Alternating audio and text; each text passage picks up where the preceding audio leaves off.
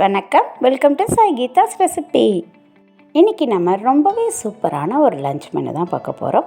நம்ம சேனலை சப்ஸ்கிரைப் பண்ணாமல் பார்த்துட்டு இருந்தீங்கன்னா ப்ளீஸ் ஃப்ரெண்ட்ஸ் சப்ஸ்கிரைப் பண்ணிக்கோங்க. இப்போ வாங்க வீடியோக்குள்ளே போயிடலாம். இன்றைக்கி நம்ம வடை போட்டு தான் மோர் குழம்பு செய்ய போகிறோம். அதுக்காக ஃபஸ்ட்டு ஊற வைக்கிறதெல்லாம் ஊற வச்சுக்கலாம். இது மோர் குழம்புக்காக 2 ஸ்பூன் பச்சரிசி, 2 ஸ்பூன் துவரம்பருப்பு, 2 ஸ்பூன் வரமல்லி எடுத்து வச்சுருக்கேன். இது வடைக்காக நான் கடலைப்பருப்பு தான் எடுத்திருக்கேன். நீங்கள் பட்டாணி பருப்பு இருந்தாலும் எடுத்துக்கலாம். இதை நல்லா அலசிட்டு ஒரு 1 மணி நேரம் ஊற வச்சுக்குவோம். வடைக்கு போடக்கூடிய மிளகாவையும் கொஞ்சம் சோம்பையும் போட்டு ஊற வச்சுருக்கேன். நம்ம சேனல்லே மோர் குழம்பு ரெசிபிஸ் நிறைய போட்டிருக்கேன். அதோட லிங்க்கை டிஸ்கிரிப்ஷனில் தர்றேன். இப்போ அரிசியும் களைஞ்சி ஊற வச்சுருக்கேன். இது எல்லாமே ஊறுறதுக்குள்ளே நம்ம நறுக்க வேண்டியதெல்லாம் நறுக்கி வச்சிடலாம். சேனக்கிழங்கு நம்ம வறுக்க போகிறோம். இந்த மோர் குழம்புக்கு, அதுக்கப்புறம் வடைக்கு சேனக்கிழங்குக்கு தேவையான வெங்காயம், இஞ்சி, பூண்டு, அப்புறம் பச்சை மிளகாய், தக்காளி, அதுக்கப்புறம் தேங்காய் எல்லாமே எடுத்து வச்சுருக்கேன். வடைக்கும் அப்புறம் குழம்புக்கும் வறுவலுக்கும் தேவையான மல்லித்தலையை எடுத்து வச்சுருக்கேன். சேனக்கிழங்கு தோலெல்லாம் சீவிட்டு வச்சுருக்கேன். நம்ம மசால் போட்டு தான் வறுக்க போகிறோம். அதாவது ட்ரையாக இல்லை, கொஞ்சம் மசாலாவோடு வறுக்க போகிறோம். அதனால் பெருசாக நறுக்கிக்கலாம். ரசத்துக்கும் புளியும் தக்காளியும் ஊற வச்சுருக்கேன். இப்போ சாதத்தை வச்சிடலாம். ஆன் பண்ணி விட்டுட்டேன். பக்கத்துலேயே சேனக்கிழங்க ஒரு கடாயில் போட்டு அதுக்கப்புறம் தேவையான அளவு தண்ணி, உப்பு போட்டுட்டு அதில் இருக்க அரிப்பு தன்மையை எடுக்கிறதுக்காக ஒரே ஒரு சின்ன துண்டு புளியையும் போட்டு வேக வச்சுருக்கேன். இது வேகிறதுக்குள்ளே நம்ம ரசத்துக்கு ரெடி பண்ணிவிடுவோம். மிளகு, ஜீரகம், அதுக்கப்புறம் பச்சை மிளகாய், கருவேப்பிலை, ஒரு 4-5 பல்லு பூண்டு நல்லா மிக்சியில் அரைச்சிட்டு வந்துடுவோம். நம்ம பச்சை மிளகாய்க்கு பதிலாக நீங்கள் வரமிளகாவும் சேர்த்துக்கலாம்.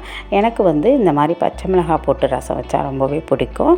இல்லை அப்படின்னா நீங்கள் ஒரு வரமிளகாவும் ஒரு பச்சை மிளகாவும் போட்டும் நம்ம ரசம் ரெடி பண்ணலாம். இதை தாளித்து கொட்டிட்டோம் அப்படின்னா ரசம் ரெடி ஆகிடும். அதுக்கப்புறம் வடைக்கும் நம்ம ஊறின அந்த பருப்போட உப்பும் வரமிளகாய், சோம்பும் போட்டு நம்ம குறப்பாக அரைச்சி எடுத்துகிட்டு வந்துக்கலாம்.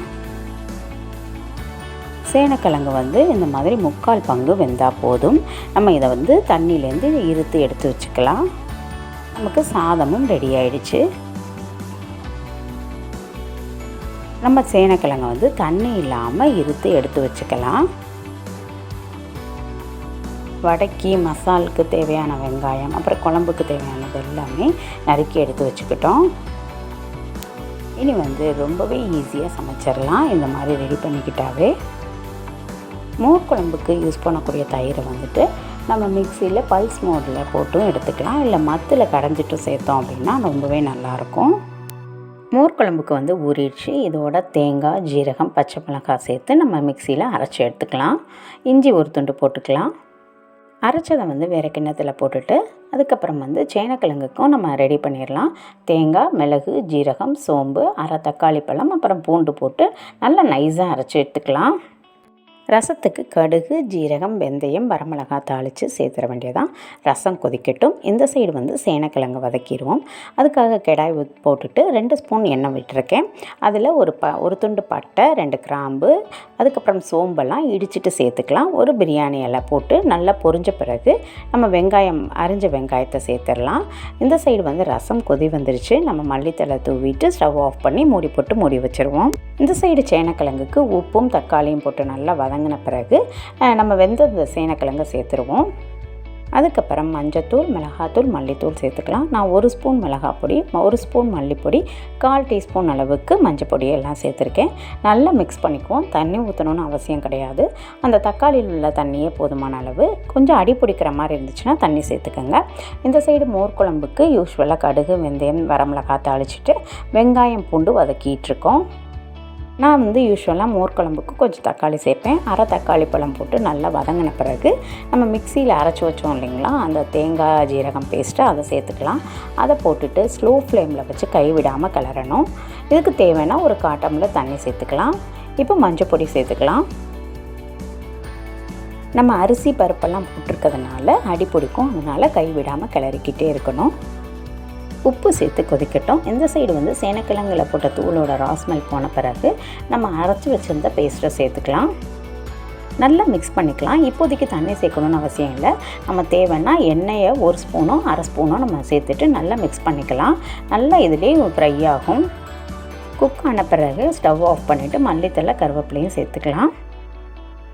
மோர் குழம்புக்கு சேர்க்கக்கூடிய தயிர் வந்து நல்லா மிக்ஸ் பண்ணி வச்சுக்கலாம். இது வந்து நல்லா கொதி வந்த பிறகு நம்ம மோர் சேர்க்கணும்.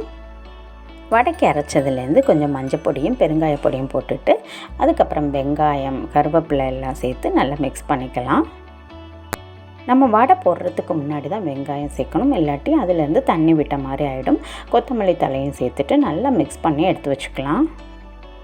குழம்பும் கொதித்து ரெடி ஆகிடுச்சு. இப்போ நம்ம எண்ணெய் சூடாகிடுச்சு. நம்ம வந்து வடையை போட்டு எடுத்து வச்சுக்கலாம். உங்களுக்கு தகுந்த மாதிரி சின்ன சைஸாவோ பெரிய சைஸாவோ போட்டுக்கலாம். நான் வந்து சின்ன சின்னதாக தான் போட்டிருக்கேன்.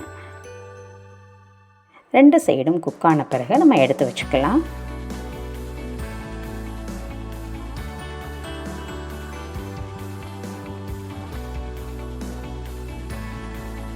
இதே போல் மற்றதையும் நம்ம பொரித்து எடுத்துக்கலாம்.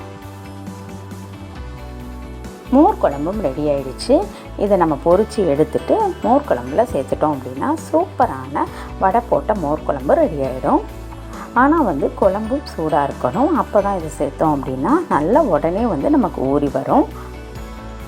சூப்பரான ஒரு லஞ்ச் மெனு ரெடி ஆகிடுச்சு. இந்த மாதிரி நீங்களும் செஞ்சு பார்த்துட்டு எப்படி இருந்துச்சு அப்படிங்கிறத வந்து மறக்காமல் கமெண்ட் செக்ஷனில் சொல்லுங்கள். இந்த வீடியோ பிடிச்சிருந்துச்சுன்னா சின்ன லைக் கொடுங்க. உங்கள் ஃப்ரெண்ட்ஸ்கிட்டையும் ஷேர் பண்ணுங்கள்.